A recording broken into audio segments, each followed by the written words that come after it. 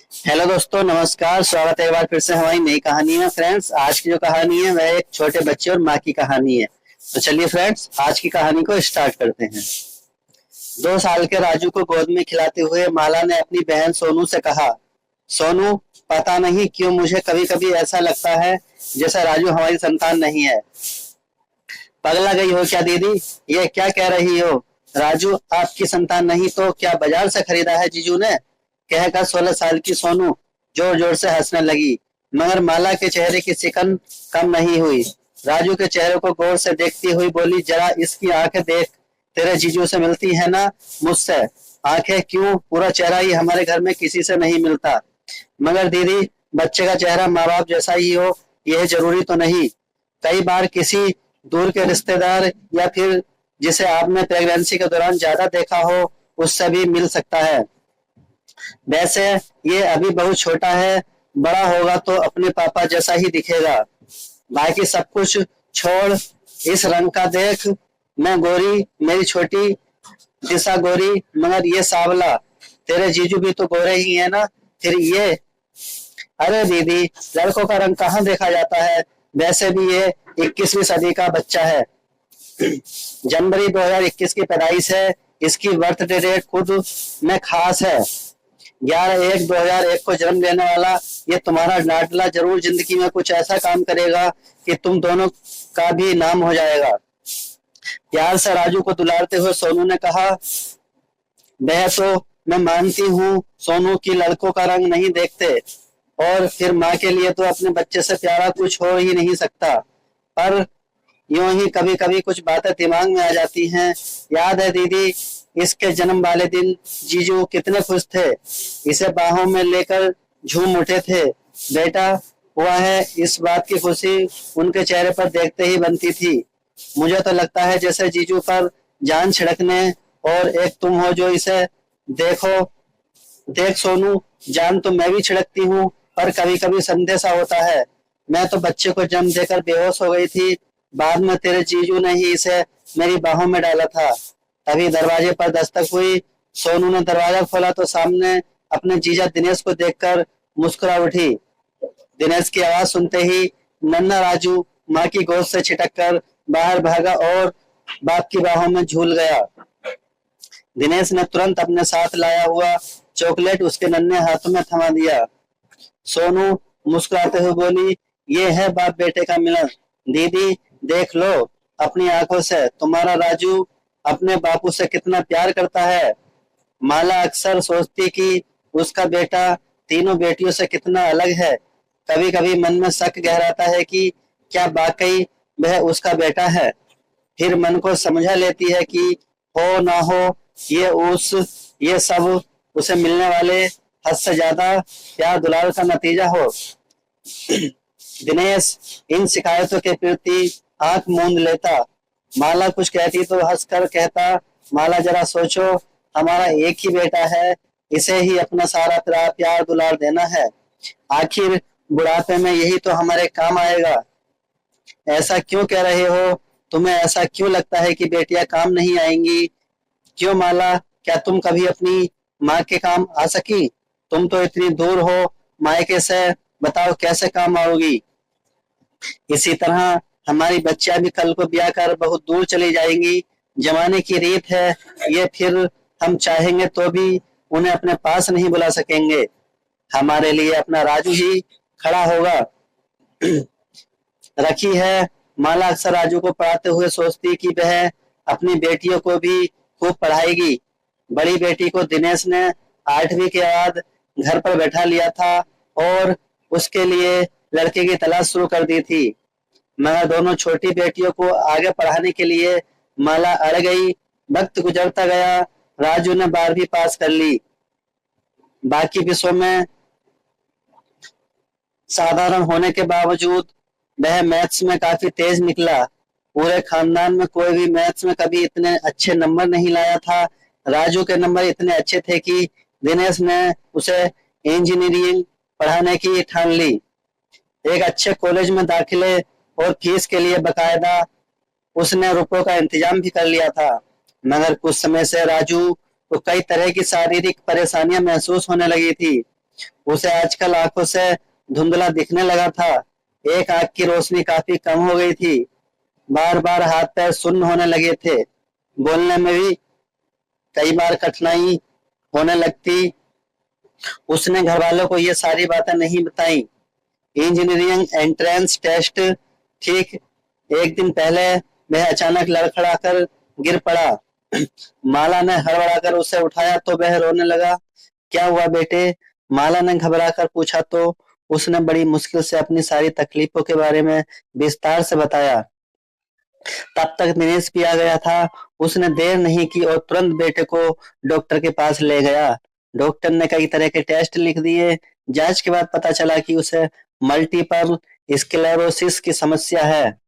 Multiple sclerosis एक autoimmune disease है जिसमें सेंट्रल नर्वस सिस्टम प्रभावित होता है।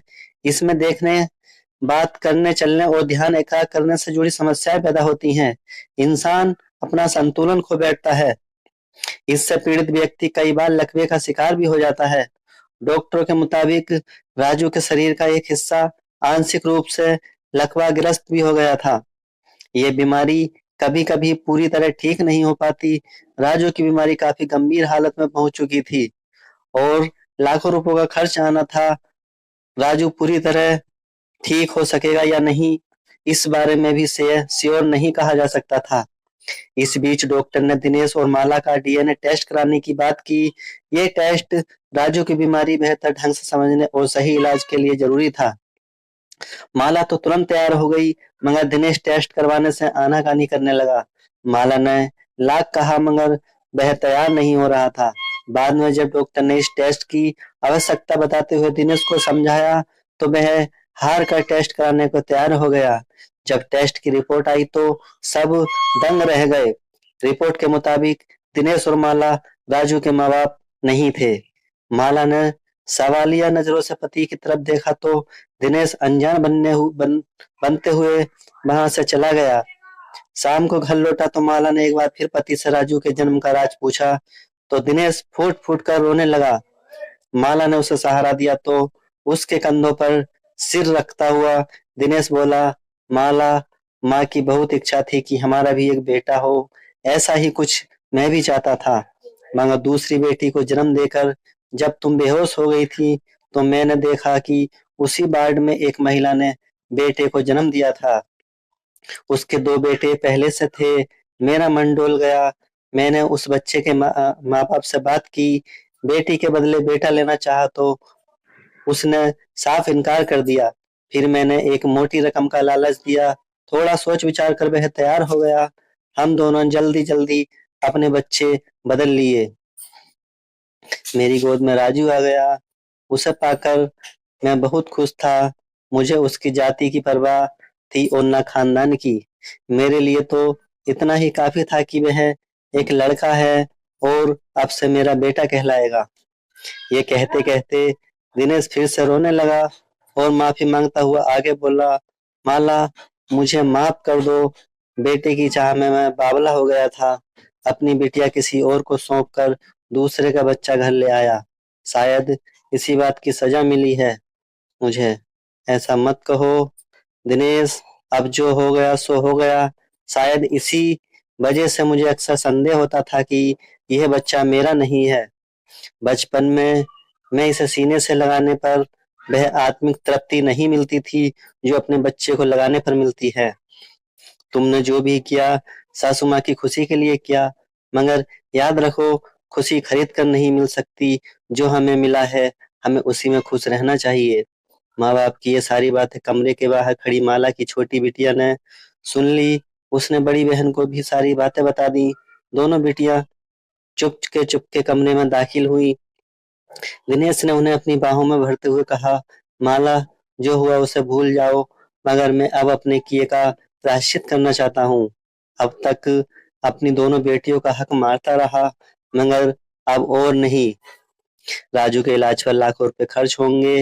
वे रुपए हमारी बच्चियों के हक के हैं। वह कभी ठीक हो सकेगा या नहीं, ये भी श्योर नहीं कहा जा सकता। हमें राजू को अपनी जिंदगी से निकाल देना चाहिए। यही सबके लिए अच्छा होगा। माला दिनेश का चेहरा देखती रह गई।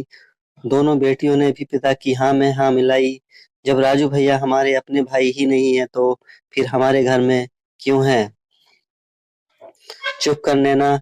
अचानक माला चीखी, फिर पति की तरफ देखती हुई बोली, ये क्या कह रहे हो तुम? एक गलती सुधारने के लिए उससे बड़ी गलती करना चाहते हो? इतना बड़ा अपराध करना चाहते हो? क्या ऐसा करने पर तुम्हारा दिल तुम्हें कोसेगा नहीं? जिस बच्चे को आज तक हम अपना बच्चा मानकर इतने लाड प्यार से पालते आ रहे हैं, आज अचानक वह पराया हो गया। क्या उसकी बीमारी का बहाना बनाकर हम उसे अकेला छोड़ देंगे? बड़ी बेटी ने कंधे उचकाते हुए कहा, देखो ना माँ, आज तक हमारे हिस्से का लाड प्यार और सुख सुविधाएं भी भाई को मिलती रही हैं। भाई को आपने अलग कमरा दिया, अच्छे स्कूल में पढ़ाया, ट्यूशन लगवाया, उनकी हर जरूरत बढ़ चढ़कर पूरी की, मगर सब बेकार गया ना। अब तो वे उम्र भर उठ ही नहीं सकेंगे, फिर इलाज का क्या फायदा? जाने दो भाई को, कहीं छोड़ आओ उन्हें, बे आपका खून भी नहीं है, फिर बेकार घर में रखकर इलाज में रुपए लगाने का क्या फायदा? वाह बेटे, आप तो इतने बड़े हो गए कि हर चीज में फायदा देखने लगे। मैं भी फायदा देखती तो बेटियों को पढ़ाती ही नहीं। फायदा क्या है? बे तो ससुराल चली जाएंगी ना। बचपन से जिस भाई की कलाई में राखी बांधती आ रही हो, आज वह पराया हो गया। रिश्ते क्या केवल खून के होते हैं? भाई से तुम लोगों का दिल का कोई रिश्ता नहीं। माँ, ऐसी इमोशनल बातें कहकर हमें उलझाओ मत। सच यही है कि भाई हमारा नहीं है और हम उम्र भर हमें उसकी सेवा करनी पड़ेगी। वह उठ भी नहीं सकेगा। ऐसे में लॉजिक क्या कहता है, यही ना कि इन्हें कहीं छोड़ आओ। बेटी की बातें सुन माला के कानों में जहर जैसी चुभ रही थी। बेटी के गालों पर एक तमाचा जड़ती हुई वह चीखी, खबरदार जो किसी ने मेरे बेटे के खिलाफ एक शब्द भी कहा, वह मेरे पास रहेगा और मेरे दिल का टुकड़ा बनकर रहेगा। पर माला, अब राजू ठीक होगा, इस बात का कोई भरोसा नहीं है। हमारे पास इतने पैसे भी नहीं हैं। उसके इलाज में सारे रुपए खर्च हो जाएंगे तो फिर हमारी बेटियों का क्या होगा? पैसा है या नहीं, ये बात महत्वपूर्ण नहीं है। हम उसकी सेवा करेंगे, उसका ख्याल रखेंगे। वैसे बहुत सी बीमारियां प्राकृतिक जड़ी बूटियों या घरेलू उपायों से भी ठीक हो जाती हैं। जरूरत पड़ी तो किसी बड़े नहीं लेकिन छोटे अस्पताल में तो इलाज करा ही लेंगे, लेकिन इस तकलीफ के समय उसे अकेला नहीं छोड़ेंगे। यदि राजू सच में हमारा बच्चा होता तो भी क्या तुम उसे ऐसे ही छोड़ देते? नहीं ना। तो फिर अब क्यों? राजू मेरी बेटियों का हक नहीं मार रहा है, उसे अब तक अपना बच्चा मानकर पाला पोसा है, तो आगे भी वह मेरा ही बेटा रहेगा। भूले से भी मुझे मेरे बच्चे से जुदा करने की बात ना सोचना। और हाँ, तुम में से कोई भी राजू से इस सच्चाई के बारे में नहीं बताएगा। माला ने अपना फैसला सुना दिया था। दूसरे कमरे में लेटा राजू सब कुछ सुन रहा था। एक तरफ आत्मग्लानि, दूसरी तरफ बीमारी का दर्द, और उस पर पिता व बहनों की इस सोच ने उसे अंदर तक तोड़ दिया था। वह खुद को बहुत असहाय महसूस कर रहा था, मगर माँ की बातें उसके जख्मों पर मरहम लगाने का काम कर रही थी। सारा दर्द उसकी आंखों से पानी बनकर बह निकला था। उसे बचपन से अब तक की अपनी जिंदगी के लम्हे याद आ रहे थे। छोटा सा था वह जब माँ के आंचल में छिपकर शरारतें करता था। जैसे जैसे बड़ा हुआ वैसे वैसे जिद्दी होता गया। जो भी जिद करता घर वाले उसे पूरा करते।